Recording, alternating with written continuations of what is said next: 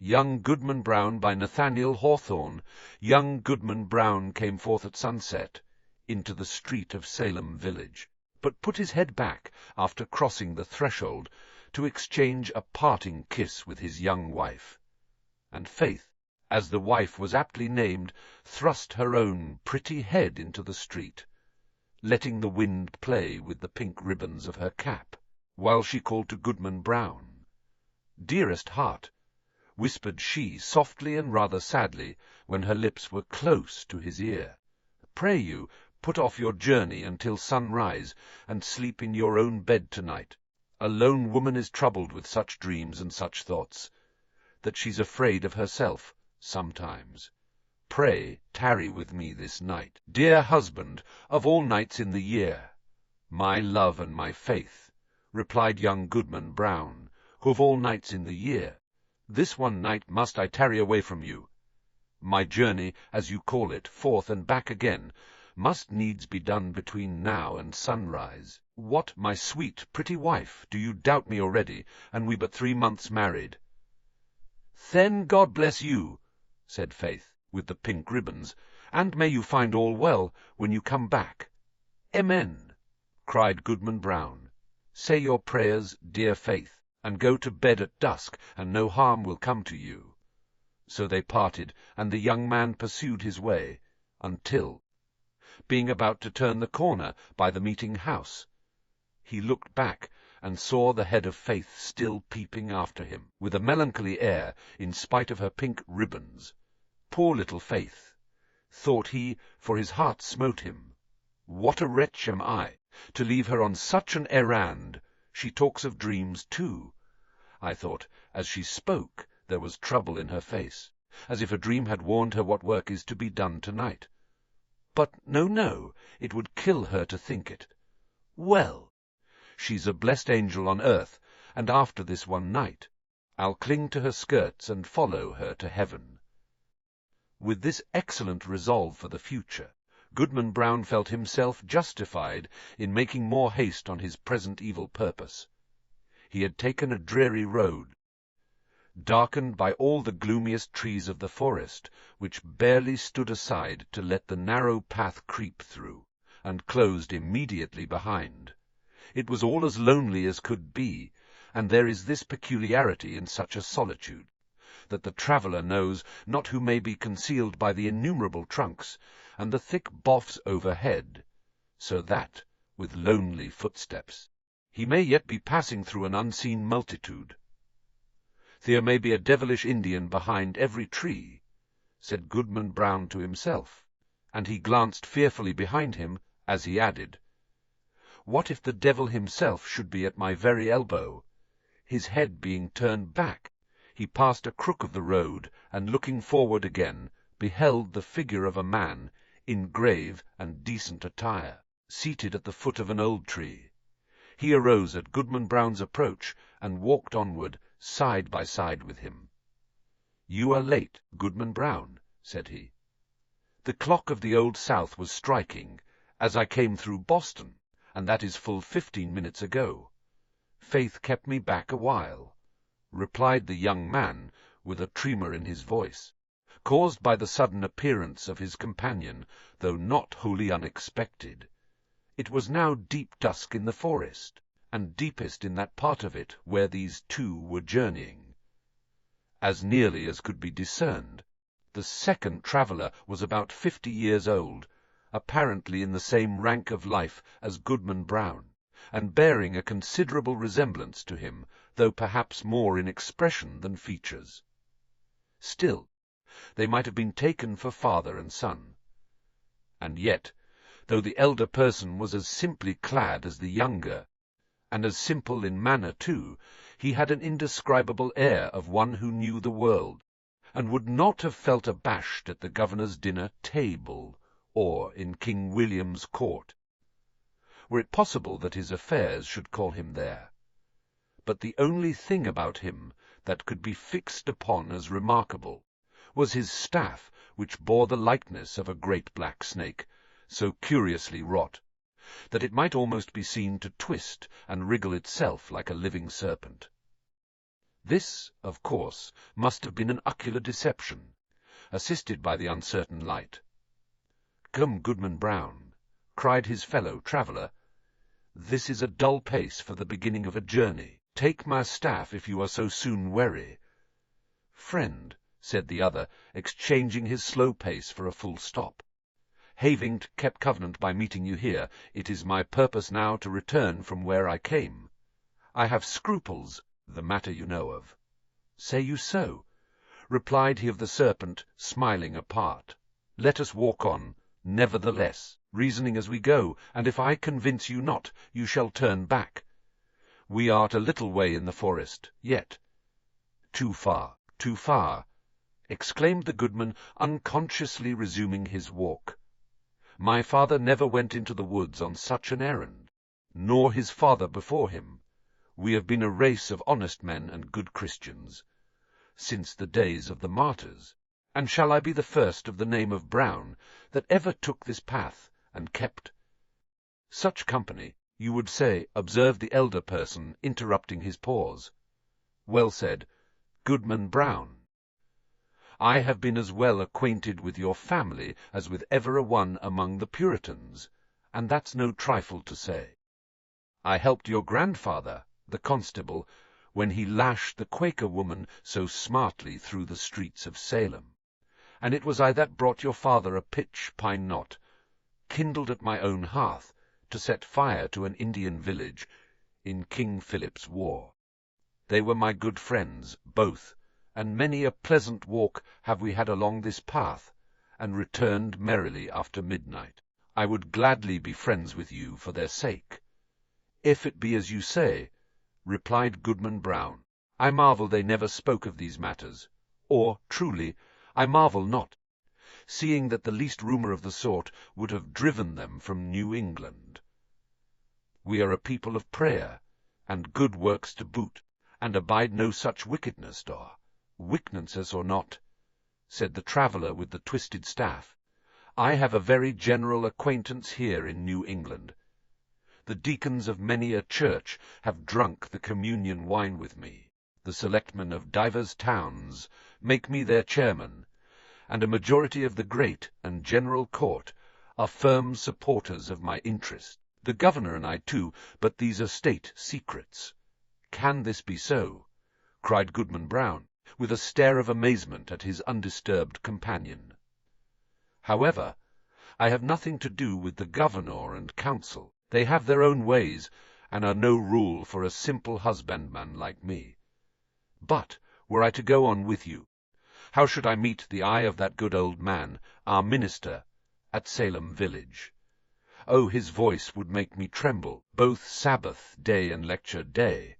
Thus far the elder traveller had listened with due gravity, but now burst into a fit of irrepressible mirth, shaking himself so violently that his snake, like staff, actually seemed to wriggle in sympathy.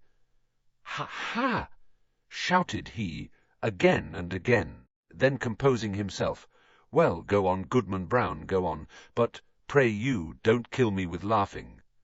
"Well, then, to end the matter at once," said Goodman Brown, considerably nettled, "there is my wife, Faith. It would break her dear little heart, and I'd rather break my own." "Nay, if that be the case," answered the other, "even go your ways, Goodman Brown. I would not, for 20 old women like the one hobbling before us, that Faith should come to any harm." As he spoke, he pointed his staff at a female figure on the path, in whom Goodman Brown recognized a very pious and exemplary dame, who had taught him his catechism in youth, and was still his moral and spiritual adviser, jointly with the minister and Deacon Gookin. A marvel, truly, the goody Cloys should be so far in the wilderness at night. "Fall," said he, "but, with your leave, friend, I shall take a cut through the woods, until we have left this Christian woman behind. Being a stranger to you, she might ask whom I was consorting with, and where I was going." "Be it so," said his fellow traveller. "Betake you to the woods, and let me keep the path." Accordingly the young man turned aside, but took care to watch his companion, who advanced softly along the road until he had come within a staff's length of the old dame. She, meanwhile, was making the best of her way with singular speed for so aged a woman, and mumbling some indistinct words, a prayer, doubtless, as she went. The traveller put forth his staff, and touched her withered neck with what seemed the serpent's tail. "The devil!" screamed the pious old lady. Then Goody Cloyse knows her old friend, observed the traveller confronting her, and leaning on his writhing stick. "Ah, indeed, and is it your worship, indeed?" cried the good dame. "Yes, truly is it, and in the very image of my old gossip, Goodman Brown, the grandfather of the silly fellow that now is. But, would your worship believe it, my broomstick has strangely disappeared, stolen, as I suspect, by that unhanged witch, Goody Cory, and that, too, when I was all anointed with the juice of smallage and sink, foil and wolf's bane, mingled with fine wheat and the fat of a new born babe, said the shape of old Goodman Brown." "Ah, your worship knows the recipe," cried the old lady, cackling so. "As I was saying, being all ready for the meeting, and no horse to ride on, I made up my mind to foot it, for they tell me there is a nice young man to be taken into communion tonight. But now your good worship will lend me your arm, and we shall be there in a twinkling." "That can hardly be," answered her friend. "I may not spare you my arm, Goody Cloyse, but here is my staff, if you will." So saying, he threw it down at her feet, where, perhaps, it assumed life, being one of the rods which its owner had formerly lent to Egyptian magi. Of this fact, however, Goodman Brown could not take cognizance. He had cast up his eyes in astonishment, and looking down again, beheld neither Goody Cloyse nor the serpentine staff, but his fellow traveller alone, who waited for him as calmly as if nothing had happened. "That old woman taught me my catechism," said the young man, and there was a world of meaning in this simple comment. They continued to walk onward, while the elder traveller exhorted his companion to make good speed, and persevere in the path, discoursing so aptly, that his argument seemed rather to spring up in the bosom of his auditor than to be suggested by himself. As they went, he plucked a branch of maple, to serve for a walking stick, and began to strip it of the twigs and little boughs, which were wet with evening dew. The moment his fingers touched them, they became strangely withered and dried up, as with a week's sunshine. Thus the pair proceeded at a good free pace, until suddenly, in a gloomy hollow of the road, Goodman Brown sat himself down on the stump of a tree, and refused to go any farther. "Friend," said he, stubbornly, "my mind is made up. Not another step will I budge on this errand. What if a wretched old woman do choose to go to the devil, when I thought she was going to heaven? Is that any reason why I should quit my dear faith, and go after her? You will think better of this by and by," said his acquaintance, composedly. "Sit here and rest yourself a while, and when you feel like moving again, there is my staff to help you along." Without more words, he threw his companion the maple stick, and was as speedily out of sight as if he had vanished into the deepening gloom. The young man sat a few moments by the road's side, applauding himself greatly, and thinking with how clear a conscience he should meet the minister in his morning walk, nor shrink from the eye of good old Deacon Gookin, and what calm sleep would be his, that very night, which was to have been spent so wickedly, but curely and sweetly now, in the arms of faith. Amidst these pleasant and praiseworthy meditations, Goodman Brown heard the tramp of horses along the road, and deemed it advisable to conceal himself within the verge of the forest, conscious of the guilty purpose that had brought him there, though now so happily turned from it.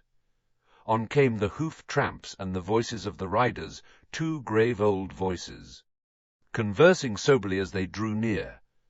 These mingled sounds appeared to pass along the road, within a few yards of the young man's hiding-place, but owing, doubtless, to the depth of the gloom at that particular spot, neither the travellers nor their steeds were visible, though their figures brushed the small boughs by the wayside. It could not be seen that they intercepted, even for a moment, the faint gleam from the strip of bright sky, across which they must have passed. Goodman Brown alternately crouched and stood on tiptoe, pulling aside the branches, and thrusting forth his head as far as he dared, without discerning so much as a shadow. It vexed him the more, because he could have sworn, were such a thing possible, that he recognized the voices of the minister and Deacon Goodman, jogging along quietly, as they were wont to do when bound to some ordination or ecclesiastical council. While yet within hearing, one of the riders stopped to pluck a switch. "Oaf the two, reverend sir," said the voice like the deacon's. "I had rather miss an ordination dinner than tonight's meeting. They tell me that some of our community are to be here from Falmouth and beyond, and others from Connecticut and Rhode Island, besides several of the Indian powwows, who, after their fashion, know almost as much deviltry as the best of us. Moreover, there is a goodly young woman to be taken into communion." "Mighty well, Deacon Goodman," replied the solemn old tones of the minister. "Spur up, or we shall be late. Nothing can be done, you know, until I get on the ground." The hoofs clattered again, and the voices, talking so strangely in the empty air, passed on through the forest, where no church had ever been gathered, nor solitary Christian prayed. Whither, then, could these holy men be journeying so deep into the heathen wilderness? Young Goodman Brown caught hold of a tree for support, being ready to sink down on the ground. Faint and overburdened with the heavy sickness of his heart, he looked up to the sky, doubting whether there really was a heaven above him. Yet there was the blue arch, and the stars brightening in it. "With heaven above, and faith below, I will yet stand firm against the devil," cried Goodman Brown, while he still gazed upward, into the deep arch of the firmament, and had lifted his hands to pray. A cloud, though no wind was stirring, hurried across the zenith, and hid the brightening stars. The blue sky was still visible, except directly overhead, where this black mass of cloud was sweeping swiftly northward. Aloft in the air, as if from the depths of the cloud, came a confused and doubtful sound of voices. Once the listener fancied that he could distinguish the accent of townspeople of his own, men and women, both pious and ungodly, many of whom he had met at the communion table, and had seen others rioting at the tavern. The next moment, so indistinct were the sounds, he doubted whether he had heard anything but the murmur of the old forest, whispering without a wind. Then came a stronger swell of those familiar tones, heard daily in the sunshine at Salem village, but never, until now, from a cloud of night. There was one voice of a young woman uttering lamentations, yet with an uncertain sorrow, and entreating for some favour, which perhaps it would grieve her to obtain. And all the unseen multitude, both saints and sinners, seemed to encourage her onward. "Faith!" shouted Goodman Brown in a voice of agony and desperation, and the echoes of the forest mocked him, crying, "Faith! Faith!" as if bewildered wretches were seeking her all through the wilderness. The cry of grief, rage, and terror was yet piercing the night, when the unhappy husband held his breath for a response. There was a scream, drowned immediately in a louder murmur of voices, fading into far-off laughter as the dark cloud swept away, leaving the clear and silent sky above Goodman Brown. But something fluttered lightly down through the air, and caught on the branch of a tree. The young man seized it and beheld a pink ribbon. "My faith is gone," cried he, after one stupefied moment. "There is no good on earth, and sin is but a name. Come, Deville, for to you is this world given." And maddened with despair, so that he laughed loud and long, did Goodman Brown grasp his staff and set forth again at such a rate that he seemed to fly along the forest path, rather than to walk or run. The road grew wilder and drearier, and more faintly traced, and vanished at length, leaving him in the heart of the dark wilderness, still rushing onward, with the instinct that guides mortal man to evil. The whole forest was peopled with frightful sounds, the creaking of the trees, the howling of wild beasts, and the yell of Indians, while sometimes the wind tolled like a distant church bell, and sometimes gave a broad roar around the traveller, as if all nature were laughing him to scorn. But he was himself the chief horror of the scene, and shrank not from its other horrors. "Ha! Ha!" roared Goodman Brown, when the wind laughed at him. "Let us hear which will laugh loudest. Think not to frighten me with your deviltry. Come witch, come wizard, come Indian powwow, come devil himself! And here comes Goodman Brown. You may as well fear him as he fear you." In truth, all through the haunted forest, there could be nothing more frightful than the figure of Goodman Brown. On he flew among the black pines, brandishing his staff with frenzied gestures, now giving vent to an inspiration of horrid blasphemy, and now shouting forth such laughter as set all the echoes of the forest laughing like demons around him. The fiend in his own shape is less hideous than when he rages in the breast of man. Thus sped the demoniac on his course, until, quivering among the trees, he saw a red light before him, as when the felled trunks and branches of a clearing have been set on fire, and throw up their lurid blaze against the sky at the hour of midnight. He paused, in a lull of the tempest that had driven him onward, and heard the swell of what seemed a hymn, rolling solemnly from a distance with the weight of many voices. He knew the tune. It was a familiar one in the choir of the village meeting-house. The verse died heavily away, and was lengthened by a chorus, not of human voices, but of all the sounds of the benighted wilderness pealing in awful harmony together. Goodman Brown cried out, and his cry was lost to his own ear by its unison with the cry of the desert. In the interval of silence he stole forward, until the light glared full upon his eyes. At one extremity of an open space, hemmed in by the dark wall of the forest, arose a rock, bearing some rude, natural resemblance either to an altar or a pulpit, and surrounded by 4 blazing pines, their tops aflame, their stems untouched like candles at an evening meeting. The mass of foliage that had overgrown the summit of the rock was all on fire, blazing high into the night, and fitfully illuminating the whole field. Each pendant twig and leafy festoon was in a blaze. As the red light arose and fell, a numerous congregation alternately shone forth, then disappeared in shadow, and again grew, as it were, out of the darkness, peopling the heart of the solitary woods at once. "A grave and dark-clad company," said Goodman Brown. In truth they were such.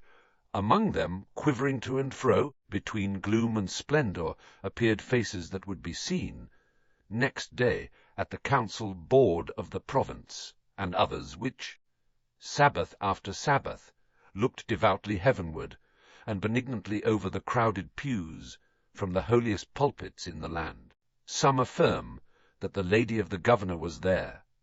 At least, there were high dames well known to her, and wives of honoured husbands, and widows a great multitude, and ancient maidens, all of excellent repute, and fair young girls, who trembled lest their mothers should espy them. Either the sudden gleams of light, flashing over the obscure field, bedazzled Goodman Brown, or he recognized a score of the church, members of Salem village, famous for their especial sanctity. Good old Deacon Gookin had arrived, and waited at the skirts of that venerable saint, his reverend pastor. But, irreverently consorting with these grave, reputable, and pious people, these elders of the church, these chaste dames and dewy virgins, there were men of dissolute lives and women of spotted fame, wretches given over to all mean and filthy vice, and suspected even of horrid crimes. It was strange to see that the good shrank not from the wicked, nor were the sinners abashed by the saints. Scattered also, among their pale-faced enemies, were the Indian priests, or powwows, who had often scared their native forest with more hideous incantations than any known to English witchcraft. But where is faith? Thought Goodman Brown, and, as hope came into his heart, he trembled. Another verse of the hymn arose, a slow and mournful strain, such as the pious love, but joined to words which expressed all that our nature can conceive of sin, and darkly hinted at far more. Unfathomable to mere mortals is the lore of fiends. Verse after verse was sung, and still the chorus of the desert swelled between, like the deepest tone of a mighty organ. And, with the final peal of that dreadful anthem, there came a sound, as if the roaring wind, the rushing streams, the howling beasts, and every other voice of the unconverted wilderness, were mingling and according with the voice of guilty man, in homage to the Prince of all. The 4 blazing pines threw up a loftier flame, and obscurely discovered shapes and visages of horror on the smoke wreaths, above the impious assembly. At the same moment, the fire on the rock shot redly forth, and formed a glowing arch above its base, where now appeared a figure. With reverence be it spoken, the figure bore no slight similitude, both in garb and manner, to some grave divine of the New England churches. "Bring forth the converts," cried a voice that echoed through the field and rolled into the forest. At the word, Goodman Brown stepped forth from the shadow of the trees, and approached the congregation, with whom he felt a loathful brotherhood. By the sympathy of all that was wicked in his heart, he could have well nigh sworn that the shape of his own dead father beckoned him to advance, looking downward from a smoke wreath, while a woman, with dim features of despair, threw out her hand to warn him back. Was it his mother? But he had no power to retreat one step, nor to resist, even in thought, when the minister and good old Deacon Gookin seized his arms, and led him to the blazing rock. There came also the slender form of a veiled female, led between Goody Cloyes, that pious teacher of the catechism, and Martha Carrier, who had received the devil's promise to be queen of hell. A rampant hag was she, and there stood the proselytes, beneath the canopy of fire. "Welcome, my children," said the dark figure, "to the communion of your race. You have found, thus young, your nature and your destiny. My children, look behind you." They turned, and flashing forth, as it were in a sheet of flame, the fiend worshippers were seen, the smile of welcome gleamed darkly on every visage. Thea resumed the sable form. Are all whom you have reverenced from youth. You deemed them holier than yourselves, and shrank from your own sin, contrasting it with their lives of righteousness and prayerful aspirations heavenward. Yet here are they all, in my worshipping assembly. This night it shall be granted you to know their secret deeds. How hoary-bearded elders of the church have whispered wanton words to the young maids of their households. How many a woman, eager for widow's weeds, has given her husband a drink at bedtime, and let him sleep his last sleep in her bosom. How beardless youth have made haste to inherit their father's wealth, and how fair damsels, blush not, sweet ones, have dug little graves in the garden, and bidden me, the sole guest, to an infant's funeral. By the sympathy of your human hearts for sin, you shall scent out all the places, whether in church, bedchamber, street, field, or forest, where crime has been committed, and shall exult to behold the whole earth one stain of guilt, one mighty blood spot. Far more than this! It shall be yours to penetrate, in every bosom, the deep mystery of sin, the fountain of all wicked arts, and which inexhaustibly supplies more evil impulses than human power, than my power at its utmost, can make manifest in deeds. And now, my children, look upon each other, They did so, and, by the blaze of the hell-kindled torches, the wretched man beheld his Faith, and the wife her husband, trembling before that unhallowed altar. "Lo, there you stand, my children," said the figure, in a deep and solemn tone, almost sad with its despairing awfulness, as if his once angelic nature could yet mourn for our miserable race. Depending upon one another's hearts, you had still hoped that virtue were not all a dream. Now are you undeceived?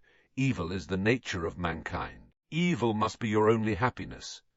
Welcome again, my children, to the communion of your race. Welcome, repeated the fiend worshippers, in one cry of despair and triumph. And there they stood, the only pair, as it seemed, who were yet hesitating on the verge of wickedness in this dark world. A basin was hollowed, naturally, in the rock. Did it contain water, reddened by the lurid light, or was it blood, or, perchance, a liquid flame? Herein did the shape of evil dip his hand, and prepare to lay the mark of baptism upon their foreheads, that they might be partakers of the mystery of sin, more conscious of the secret guilt of others, both in deed and thought, than they could now be of their own. The husband cast one look at his pale wife, and Faith at him. What polluted wretches would the next glance show them to each other, shuddering alike at what they disclosed and what they saw? "Faith! Faith!" cried the husband. Look up to heaven and resist the wicked one. Whether Faith obeyed, he knew not. Hardly had he spoken, when he found himself amid calm night and solitude, listening to a roar of the wind, which died heavily away through the forest. He staggered against the rock, and felt it chill and damp, while a hanging twig, that had been all on fire, besprinkled his cheek with the coldest dew.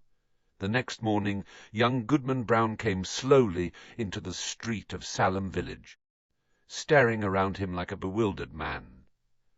The good old minister was taking a walk along the graveyard, to get an appetite for breakfast and meditate his sermon, and bestowed a blessing, as he passed, on Goodman Brown.